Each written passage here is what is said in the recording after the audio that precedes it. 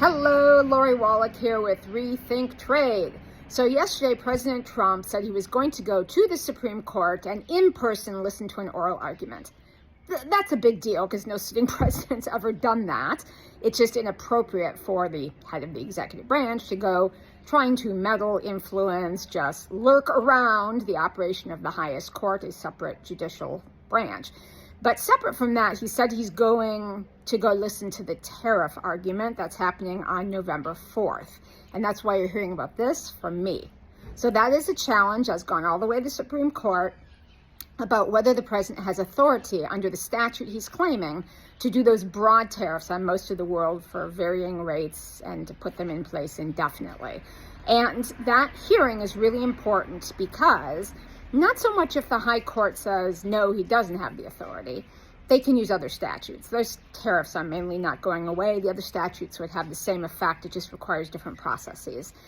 The big honking deal would be if the Supreme Court says, yes, Mr. President, you have unilateral authority to impose tariffs on any country in the world, all the countries in the world of any rate, for as long as you want, because that is a constitutional exclusive authority of Congress.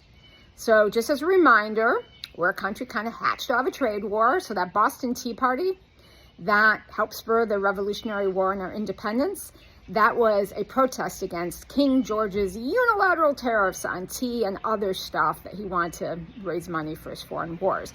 Okay, so when the founders wrote the Constitution, they said, we're never letting the king, the president, unilaterally set tariff policy, and that's why they gave it to Congress. And it's one of the starkest checks and balances in the entire U.S. Constitution. So the implications of this are an enormous power grab for Trump, a really vicious tool to punish whole countries or industries or companies, but also to do a lot of, rewarding of friends and family and countries. There's a check and balance in there for a reason. It's a vastly powerful tool. Tariff authority, and Congress obviously needs a check on it. So all of this and more you can see if you go to our website, rethinktrade.org. I have a memo that unpacks it for non-trade lawyers in just a few pages. Please go visit there and stay tuned.